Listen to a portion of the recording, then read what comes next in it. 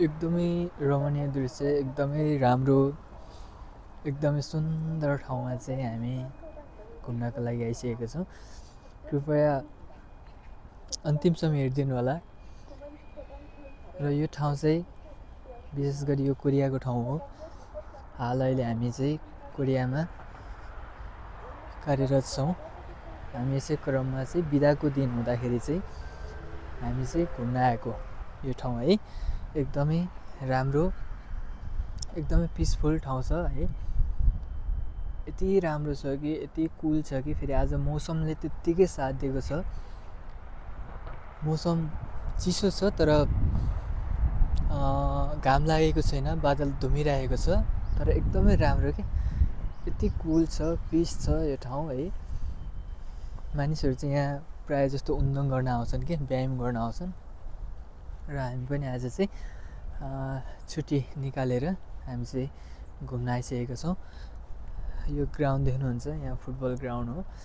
यहाँ प्रायः मान्छेहरू पनि म्याच पनि हुने गर्छ है। र एकदमै दामी लागिरहेछ है यो ठाउँ चाहिँ, मलाई एकदमै राम्रो लागिरहेछ। र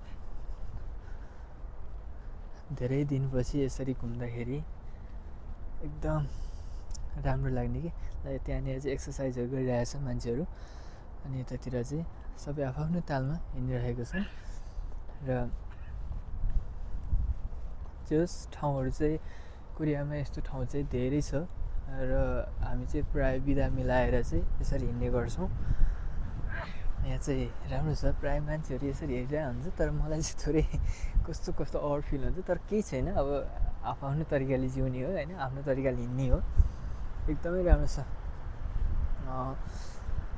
साथी आफ्नै पारामा टक्क भिडियो बनाइरहेछ। र यतातिर चाहिँ बसहरू गुड्छ।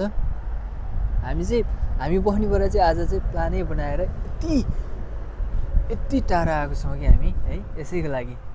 तैपनि यो पनि गुगलमा सर्च गरेर, हामीले चाहिँ गुगलमा सर्च गरेर टक्क हेरेर अनि यहाँ आएको हो। र एकदमै खुसी लाग्यो यहाँ आउँदाखेरि चाहिँ, राम्रो पनि छ। यहाँ मान्छेहरू चाहिँ प्रायः गरेर चाहिँ व्यायाम गर्न आउँदो रहेछन्। विशेष कारण चाहिँ यही नै हो। र एकदमै खुसी लाग्यो, राम्रो छ, ठिक छ।